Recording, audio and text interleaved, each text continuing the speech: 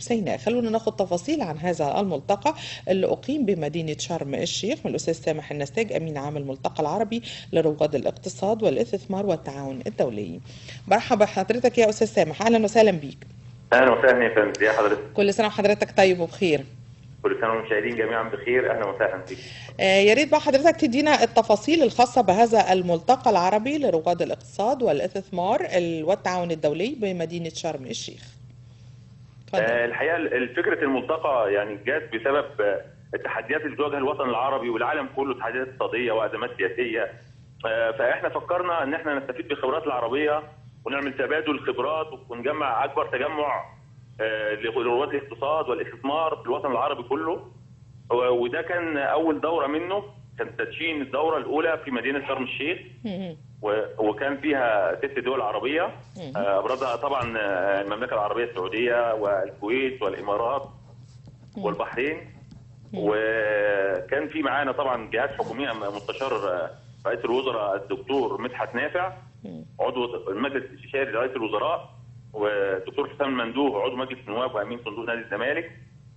ومعانا مجموعه كبيره من الخبراء، الدكتور جوهر الشبيني خبير مصري في النمسا بيتكلم عن تدوير القمامه، تخطيط مصانع تدوير القمامه وتوليد الطاقه منها، بحيث نستفيد من اكبر الخبرات في كل الخبرات بين الشركات المصريه والشركات العربيه.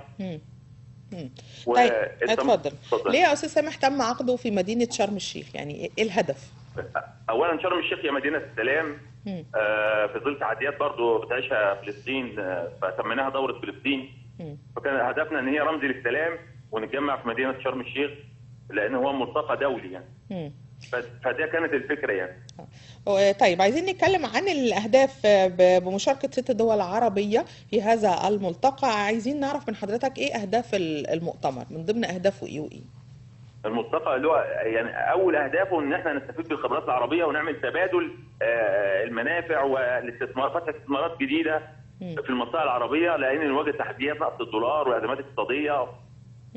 وده كان البدايه يعني، دي نواه اللي هي تدشين الدوره دي، بحيث ان احنا ان شاء الله ناويين في الدورات القادمه نعملها في دول اخرى يعني.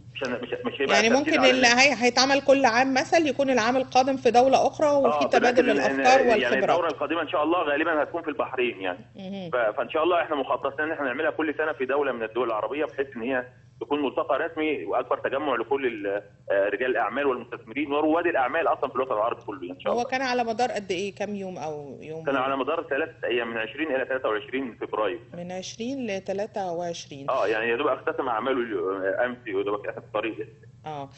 طيب عايزين نعرف من حضرتك، هل كانت في حلقات نقاشيه داخل هذا الملتقى، وكان في مثل القاء بعض الندوات وتحت مسميات ايه؟ طبعا يعني اذا ما قلت لحضرتك، في معانا الدكتور حسام المندوه كان بيقول جلسه عن الاستثمار الرياضي في مصر، منها الانديه الخاصه مثلا زي نادي بيراميدز، نادي دايموند، تجربه خاصه في الدرجه الثانيه. فبيتكلم عن افاق هذا الاستثمار وازاي هو يدر دخل للاقتصاد المصري في الاستثمار الرياضي. الاستثمار الرياضي ده كان جزء، وكان في جزء ثاني عن الاستفاده من القمامه الغير قابله للتدوير. بيتكلم فيه دكتور جوهر الشبيني، هو خبير مصري مقيم في النمسا، بيتكلم عن ازاي نستفيد من المخلفات القمامه الغير قابله للتدوير وازاي ننتج منها الطاقه الكهربائيه.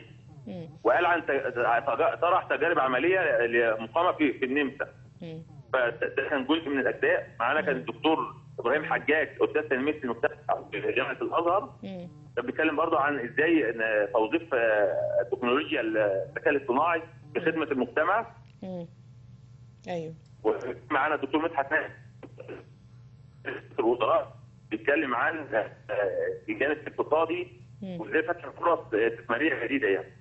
وكان معانا المستشار رائف عادل بيتكلم عن قوانين الاستثمار ودورها في دعم الاستثمار في مصر من الجانب القانوني يعني. وبالتالي يعني قانون الاستثمار بقى يعني عنده مرونة شديدة يعني في الفترة الأخيرة. طبعا هو يعني اولا يعني هم ناقشوا البيروقراطيه ازاي هي بتعيق الاستثمار، وازاي القوانين الاستثمار في مصر بدات تتغلب على فكره البيروقراطيه، من فتح الشباك الواحد لما كان تسهيل عمليه تاسيس الشركات. الوقت بتهيألي احنا في مصر لا، يعني عندنا البيروقراطية دي تقريبا على ما اعتقد من خلال النظم الجديدة للقوانين الجديدة الخاصة بالاستثمار ونظام الشباك الواحد اصبحت يعني مش موجودة يعني. هي الدولة تتبنى دايما تسهل كتل الاستثمار، لكن احنا كنا بنعرف الجمهور الحضور بالقوانين ازاي هي بتحارب البيروقراطية وازاي بتسهل عملية الاستثمار في مصر. اكيد الوفود العربية كانت مشاركة في الملتقى يعني. طب هل يعني الملتقى كان يعني فاتح المجال لكل الاستثمار في كل المجالات، ولا هناك مجالات معينة بعينها هي اللي بيتم الحديث عنها او الحلقات النقاشية زي الاستثمار الرياضي؟ هل هو محدد من قبل ولا كان مفتوح للكل لا النقاش؟ احنا هدفنا اي استثمار يدير دخل سواء في مصر او في الوطن العربي فاحنا بنتبناه تماما يعني. من خلال الافكار ومن خلال المشروعات. كل في الوطن العربي كله وليس مجال محدد. هل تطرقتوا الى مشروعات او استثمار خاص بالتغيرات المناخيه؟ الحقيقه لم يطرح في هذه الدوره يعني، لكن احنا متابعين فكره يعني ان احنا نطرح على يعني الدكتور جوهر الشبيني طرح فكره ان هو يتعاون مع وزاره البيئه في ان هم يوفروا فرصه لانشاء مصنع متخصص في تدوير القمامه وانتاج الطاقه منها في مصر يعني. بحيث ان دي طاقه نظيفه ونستفيد منها في المستقبل يعني، لان صدور الارباح كمان جيده يعني. يا استاذ سماح، يعني خرجتوا اكيد بتوصيات معينه من خلال هذا الملتقى اكيد يتم تنفيذها لحين الالتقاء ان شاء الله في العام المقبل في البحرين. احنا دايما بنوصي في تبادل الخبرات رقم واحد تغيير قوانين الاستثماريه المعيقه للاستثمار في اي دوله، مش بنتكلم على دوله محدده يعني. بحيث دايما تسهيل فرص استثمار، يعني اي واحد مستثمر عربي يقدر يستثمر في مصر، اي مستثمر مصري يقدر يستثمر في دوله عربيه اخرى، فاهمين؟ بحيث ان في النهايه المستنفع هو المواطن العربي يعني. يعني دي كل التوصيات اللي خرجتوا بيها على انها تكون قيد التنفيذ او ولا النقاش؟ استاذ سامح، هل هذه التوصيات يعني قيد التنفيذ على طول ولا ممكن تكون مطروحة للنقاش ايضا؟ هو الجو مؤثر اكيد يعني. شكرا يا استاذ سامح النساج، امين عام الملتقى العربي لرواد الاقتصاد والاستثمار والتعاون الدولي. يعني يمكن طبعا ظروف الجو، فبنشكره جدا على توضيحه لهذا الملتقى العربي لرواد الاقتصاد والاستثمار والتعاون الدولي في نسخته الاولى من مدينه شرم الشيخ، واختيار هذه المدينه لانها مدينه السلام. وبيقول ان شاء الله في العام المقبل هيتم تنفيذ هذا الملتقى في النسخه الثانيه في البحرين. بنتمنى لهم كل التوفيق، وخلونا بناخد فاصل ونرجع مع حضراتكم في قلب الحدث.